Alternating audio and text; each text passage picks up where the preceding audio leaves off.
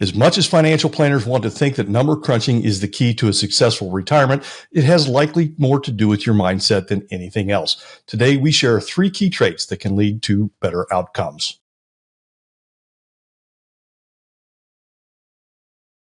Hello, welcome back to Wealth Wednesday. If you'd like to see more about our firm and our channel, you can visit at Commonwealth Financial here on YouTube. You can also check it out on our website, cfswv.com. Goldman Sachs recently compiled a study of over 5,000 workers and retirees, and what they found was very interesting. Mindset goes a long way to helping you succeed as you work towards retirement. It matters more than whether you use a Roth or a traditional IRA. Consider this. 67% of people with optimal behavior have high retirement savings versus just 24% of people who have suboptimal behavior.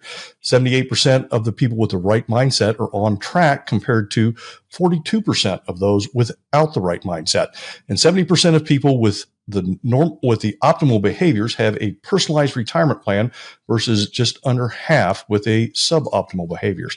I'd like to introduce today Todd Kemple, one of our founding partners here at Commonwealth. Todd, where do we start? What is the first behavior in this study? Well, what we know, Neil, is that it starts when we are able to focus on the future. And we can do that when we prioritize saving over consumption.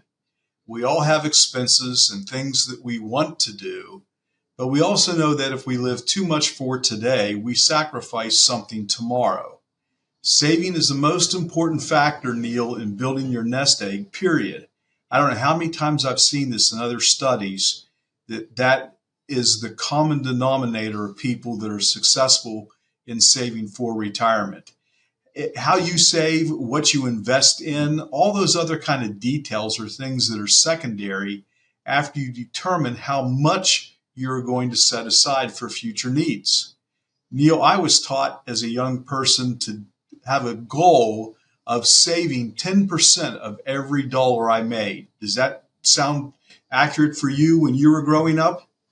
Absolutely. Yes. Absolutely. It was save 10%, give 10%. Exactly. That was, and I was taught not to borrow unless it was for big ticket items. And so right. That meant if I couldn't afford to pay for it on a current basis, then I had to do without. And how we spend our money, Neil, for the most part, is under our control. And that's hard to do, I realize, with the society that we live in today. The influences by social media and all of the shows that are focused on what the wealthy do and how they spend their money and so forth, in my opinion, Neil, creates a very unrealistic comparison for people to try to live up to. And in fact, a book that you loaned me recently talked about that in the 1950s, how most people were pretty much similar economically in terms of status. And that certainly isn't the case today. I have one story, if you don't mind, Neil, I'd like to share today. Back in the mid-90s, one of my colleagues at the time and I were doing enrollments for a mental health agency that had 500 participants, Neil.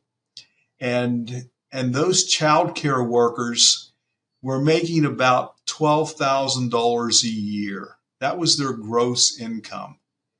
And I remember working with one of the individuals in that particular type of position. And after she disclosed to me her background and her situations and circumstances, I honestly tried to talk her out of contributing to the plan on a voluntary basis, Neil. And I'll never forget what that woman said to me. She said, "Young man," I was young then, Neil, anyway. She said, "You don't understand. As little as I have today, if I don't set something aside for tomorrow, I'll have even less then." And I tell you what, that really, really rattled me, because I thought if she can find a way to save some of her paycheck every month, every pay period, there's no reason no one else can't do that, Neil. So that's my real life story of that particular first mindset that we're discussing, Neil. Excellent story. And it's certainly something that's carried with you for a very long time. Yes. The second mindset in this study is simply be an optimist. Every day we get bombarded with bad news. The news, when you turn it on, it's all doom and gloom. They only report on the planes that crash, not the ones that actually land. And there are thousands of them that land every day.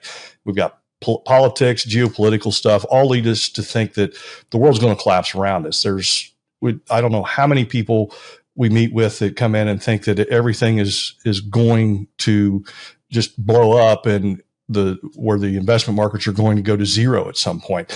But when we look back at human history, even in our lifetimes and since World War II, think of all the things that have happened. We basically wiped out things like smallpox, polio, and measles.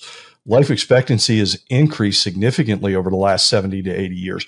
When Social Security was created in 1935, the life expectancy of a man was basically 65 years old. Now it's in the early 80s, and for women, it's about 85. So the medical advancements alone have extended our lifetimes. We sent people to the moon with a mere fraction of the computing power that we have today. You have more in your pocket right now than what NASA had to solve the Apollo 13 catastrophe that we had back in the early 70s. Human history is a continuous story of improvements, and businesses all around us drive that improvement every day. And that is one thing that we have to keep in mind. No matter what we're being told, things are continuously improving. And Todd, that ties so neatly into this third mindset. And what is that? Well, the last one is focus on reward, not risk. And we see this all the time, Neil. People get so caught up and fearful of losing money during a short-term time period. So they end up looking to preserve capital, preserve their money, instead of pursuing growth. Now, a shift in mindset makes sense for someone, obviously, who is older, either retired or approaching retirement. But when you are saving and accumulating, you really need to be focused on the rewards. Let's use a quick example here. Let's say we have two investors and they're each going to set aside $2,000 per year. The first saver focuses on reward and invests all of his money in the stock market. He earns roughly 10% per year. The second investor focuses on the risk and invests all of his money in bonds, and he earns roughly a hypothetical 5% a year. Now, there's a 50% difference in the returns that we're projecting on these two savers, but look at the outcome. Investor one will have accumulated almost $1 million, where investor two has about $245,000, Neil.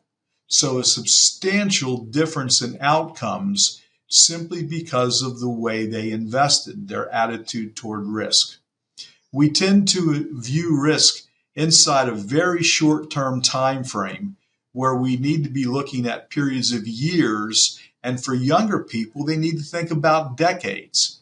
When you look at a person even 65 and using your mortality examples earlier, we're talking about a female could be in their mid-80s, another 20 years. And so what happens to the market fluctuations in the next 6 months really aren't that critical when we're talking about a 20-year time frame. You take a person at 25 years of age, and now they're looking at 40 years before retirement and another 20 on top of that. Some of that money they won't touch for 60 years or more. So this short-term time focus is really a distraction, Neil. And again, I think societal influences, which you've alluded to several of those, play a big part in this attitude. You know, I find it interesting. When we were younger, Neil, news was reported at 6 p.m. and 11 p.m., right? And breaking news, buddy, it was really massive. Um, and now, you know, you pick up your cell phone and you can get whatever information you want immediately. And yet there's no context for that information. It's just a data dump in terms of here's what's happened. And I think it causes a lot of frustration and uncertainty. And so people were hardwired to be protective. by our genetic composition, and so we just shut down and withdraw, and it's the wrong thing to do, Neil. So I hope that helps a little bit, but that's my thoughts on the third mindset that we need to really defend against, Neil. Right. It's behavior more so than it's math. And we've seen that time and time again. The people who act proactively tend to do a whole lot better than the ones who are reactive to everything that happens. And, 20 some odd years doing this, you can see, I can see the differences in my clients' lives from where we have the client that says, yeah, it's going to be okay versus the one that just wants to be ultra defensive. And it makes a big difference as to the legacy they leave behind. Neither may run out of money. They're not living a lifestyle that would cause them to do so, but the difference at the end of life can be substantial, just like the compounding example you showed earlier. If you're focused on the rewards, and that's one of the big things that we do with our risk exercise, right? When we talk to clients, it's something that goes, yeah, here's the potential down, but really focus on the potential up. And we really try to get people to do that. Thankfully, as advisors, we tend to exhibit these three traits. We're generally optimists. We're generally focused on planning forward and that kind of thing. Anything you want to add? Yeah, something you alluded to earlier, and I wanted to jump in on that, but I missed it. The idea, going back to early in the segment here, that people that focus tend to have a result, right? It's just like an athlete. If I'm exercising and preparing and practicing on a regular basis, as opposed to someone that just decides to jump on the court, there's going to be a pretty different outcome. And so just by simply having that mindset, I want to set a goal. I want to talk to a professional like us to find out what that number needs to be. That's a big step right there in and of itself, Neil. So a place to start. Well, thank you, Todd, for joining me today. Appreciate the input that you have and the experience that you bring to the table with this. If you'd like to see more, please check out our website. That is cfswv.com, our YouTube channel at Commonwealth Financial. We'll see you again soon. Thank you.